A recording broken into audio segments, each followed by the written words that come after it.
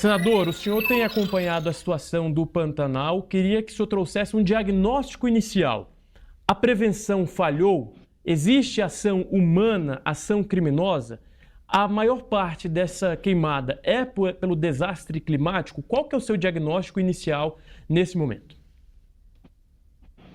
Olha, infelizmente é uma conspiração de fatores negativos que fazem com que essa situação possa estar da forma que está se apresentando. De janeiro a junho desse ano, a área queimada do Pantanal já superou o ano de 2020, que foi o ano em que mais houve a devastação do bioma pelo incêndio. Existe nessa situação essa novidade que para nós, a partir do momento que vocês divulgam essas alterações climáticas, acaba sendo frequente aos nossos ouvidos, o tal do calor extremo, a falta de chuvas, a questão da estiagem prolongada. Isso faz com que a vegetação da região, que normalmente deve ser uma planície alagada, que é o sinônimo do Pantanal, ela seca. E tendo essa condição, ela propicia o desenvolvimento de novos focos de incêndio a partir do momento que se tem um.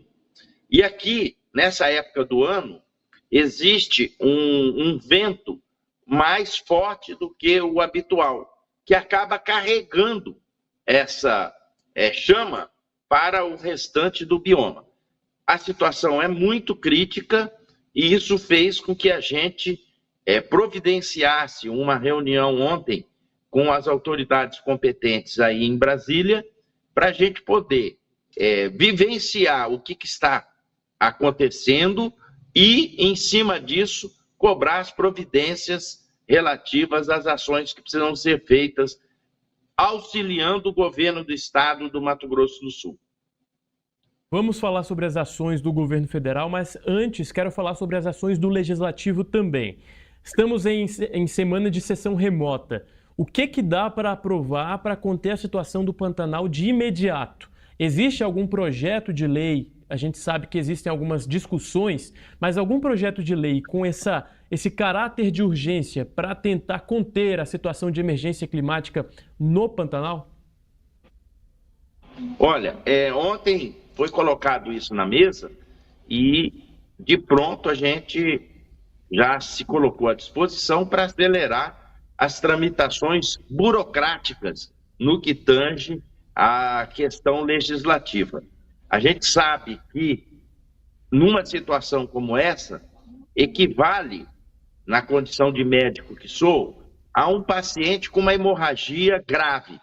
O que você tem que fazer quando você está numa situação como essa? Estancar a hemorragia. Depois você vê o que causou e o que você pode fazer para consertar aquilo que ocasionou como consequência da causa.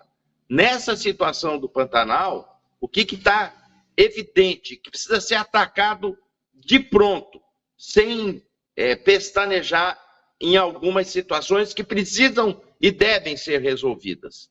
É tentar debelar esse incêndio da forma mais prática, mais rápida possível.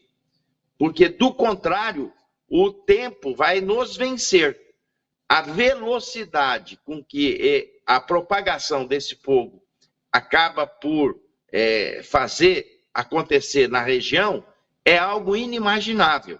Então, tão importante, ou até mais importante do que essas questões de apurar tramitações de projeto relativas ao manejo do fogo, que é o projeto 1818 de 2020, é a gente fazer ações práticas, rápidas e, se Deus quiser, eficientes para poder combater esse incêndio.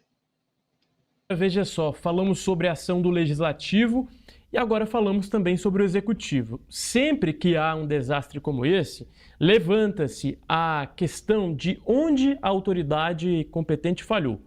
Estamos falando de prevenção, porque eu me lembro, estive numa coletiva de imprensa com a ministra Marina Silva há 3 semanas, se não me engano, no Dia do Meio Ambiente, posso estar aqui equivocado por uma semana mais ou menos, e ela já dizia que seria o maior desastre do Pantanal com o maior número de focos de incêndio da história. Ela já trazia esse dado. E ali estava sendo montado um comitê para tentar evitar. Onde o governo falha quando já tem essa expectativa pelo maior desastre, mas não consegue conter?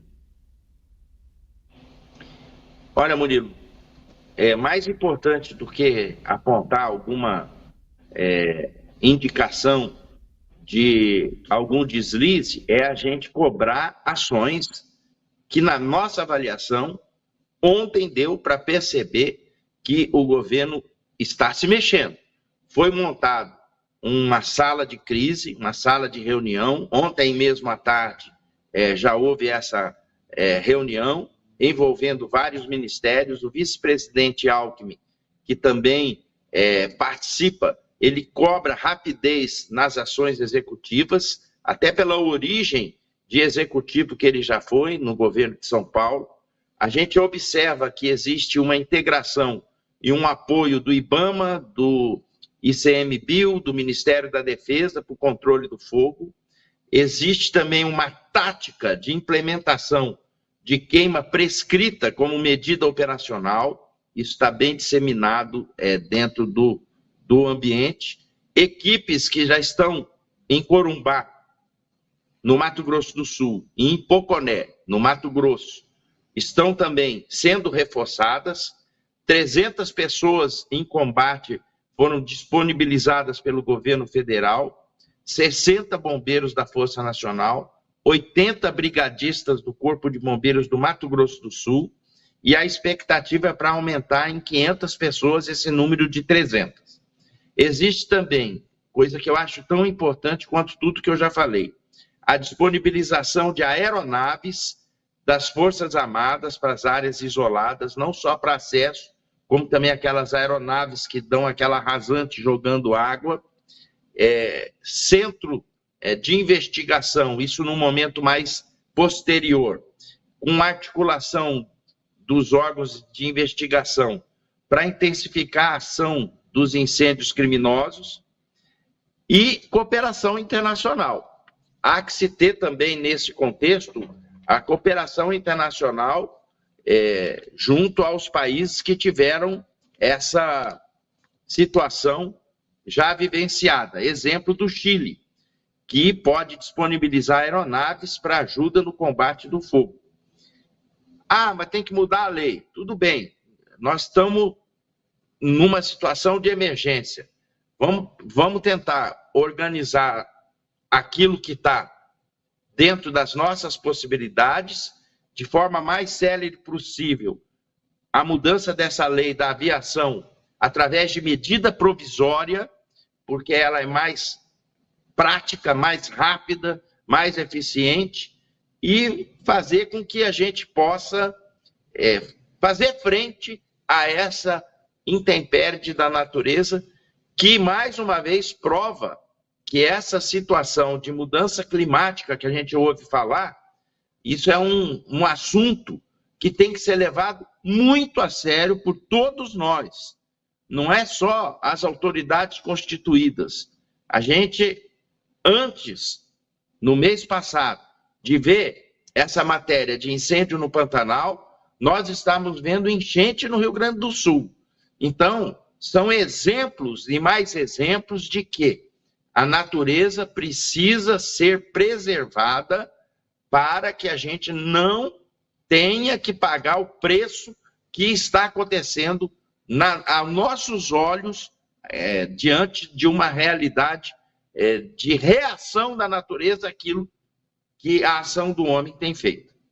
Senador, para encerrar a nossa conversa aqui, nossa entrevista, o que o senhor acha da avaliação da ministra Marina Silva de que grande parte dessas ações são criminosas? O senhor tem já um diagnóstico, se é isso mesmo, se é um ponto que deve ser aí olhado com lupa pelas autoridades, pela Polícia Federal e por outras a outros órgãos. O senhor que é um conhecedor do Mato Grosso do Sul, do Pantanal, o senhor acredita que sim, existe ação criminosa nesse momento que está aí deixando a situação ainda mais crítica? Olha, a afirmação da ministra Marina ontem foi muito contundente e muito assertiva.